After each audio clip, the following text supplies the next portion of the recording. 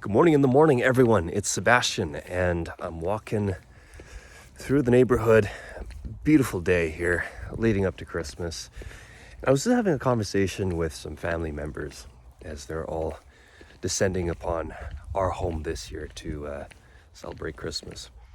And they're young, a little younger than me. I was just asking them about making money online. If they've ever tried it, if they know anyone who does. And they said no. I was just thinking to myself, how could you not even want to try?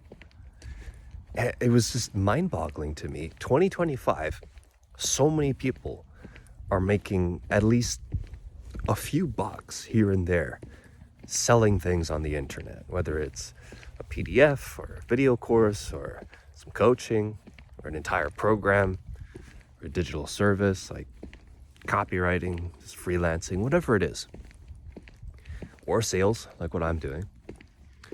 And it just makes me think, what is it that like rationally, logically makes these people think that it's a good idea to not even try? I mean,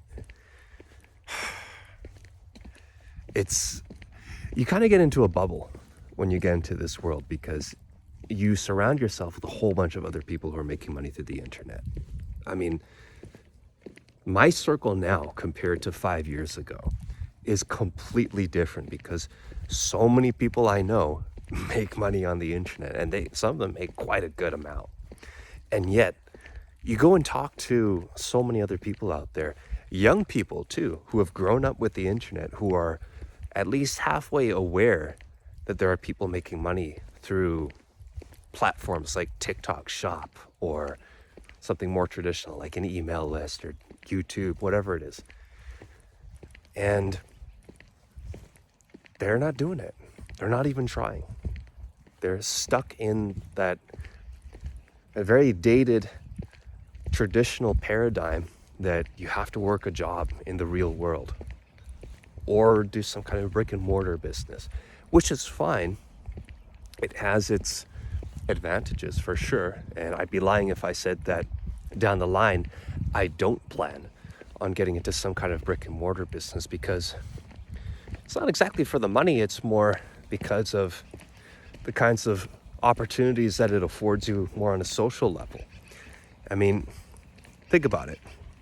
If you own your own gym, your own bar, restaurant, whatever it is, okay, sure, maybe you might be profitable. You might even lose some money. A lot of these businesses lose money. But you get to say that you own a gym, you own a bar. You get to be the person who facilitates social gatherings in a place that's not a private residence, you know? I think that in and of itself is immensely valuable in terms of being able to provide the people in your life with an incredible experience, but even just to elevate your social status, whether it comes to dating or even just doing business. Instead of saying, great, let's have a Zoom call.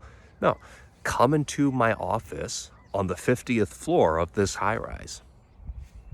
That's pretty cool.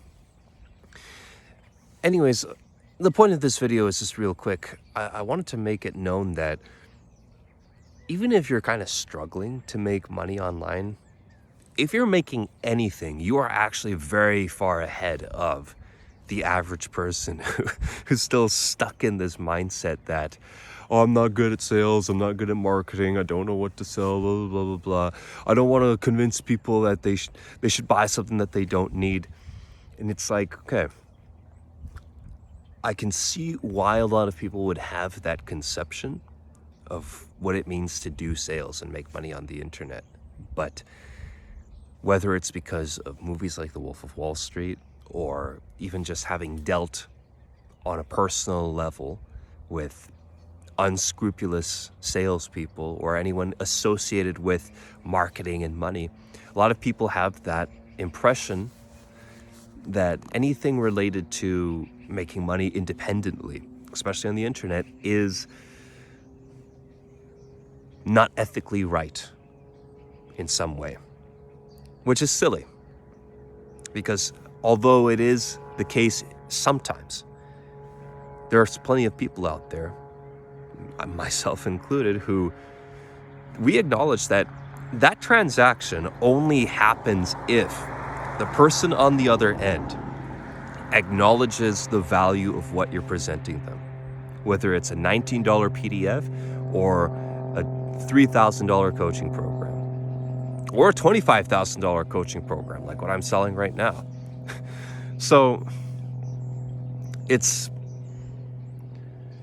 when you talk to people who aren't part of this ecosystem and who haven't even made a dollar on the internet, and you're maybe getting a few sales here and there, or maybe you're just starting out, don't expect them to relate to you, don't expect them to support you, and don't expect them to get in with you, because you can give them all the reasons why this is a phenomenal idea. To just try. Doesn't mean you're quitting your job, doesn't mean that you're basing your entire livelihood on selling on TikTok Shop or doing remote closing like what I've chosen for the time being. But you should at least try. I don't know why people won't at least try. They're scared of failure, they're scared of looking dumb, whatever it is. They don't want to spend the extra time. Like I was speaking to this individual just now, and she told me, yeah, I just wouldn't want to be working at 8 o'clock in the evening. And I asked, well, if you had the opportunity to make $2,000 in a phone call, would you reconsider? Yeah, I might. Okay, great. Now, you guys know I keep it 100 here. What they don't tell you is you're probably not going to be making $2,000 in your first phone call or in your 10th or your 20th. I mean, it's a skill. You pay your dues to get to that point. People always conveniently want to forget that the individuals you see who are top dogs in the field, whether it is remote closing or whether it's copywriting, whether it's TikTok Shop or YouTube automation, whatever new model that's out there, whether it's AI, they didn't get there just from the jump. Okay. Now, if they had previous experience with sales and marketing, then that can definitely help. However, all the people that you see who are doing a fantastic job and who are legitimately making a ton of money and living that free lifestyle that we all aspire to have to some degree, they fell on their face more times than they would care to admit. But that doesn't really sell. Everybody wants to feel inspired and fuzzy and warm inside and think that success is just that close. And in some cases it can be. But you don't get to shortcut paying your dues in some way. This is a shortcut, absolutely. I'd absolutely rather get good at sales within 2 to 3 years tops to be making minimum 10K a month, as opposed to having to grind it out in some corporate or some government job. And then, thank God I can make 10K, before tax by the time I hit the age of 40 or something. That's reality for so many people. And they think that's good. They think, wow, that's fantastic. And I'm sitting here thinking, man, like 10K is lunch money. Okay. And I know when I used to hear some influencers say that, I thought, that's ridiculous. 10K would change my life. And it can. It definitely can. But I wouldn't have understood it back in the day either.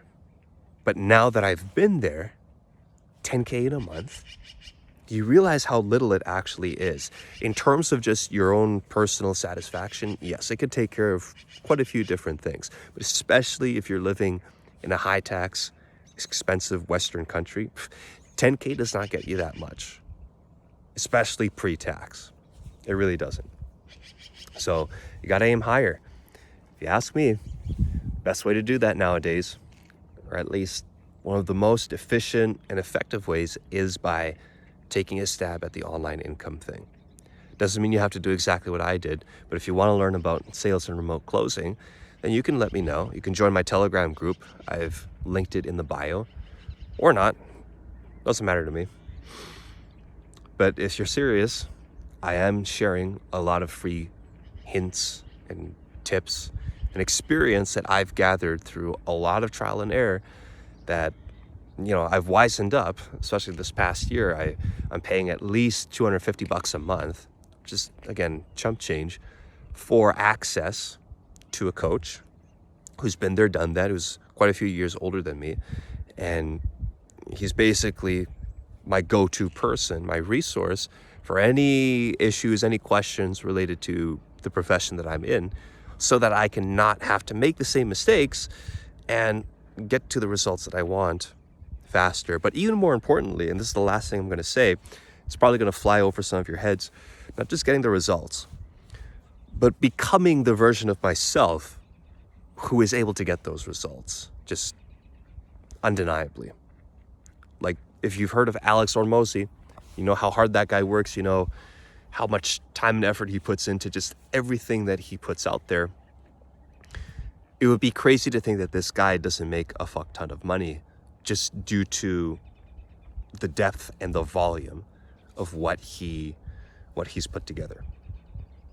Like, it's just it wouldn't make logical sense that a guy like that, at that level, is not pulling in a certain amount at the minimum.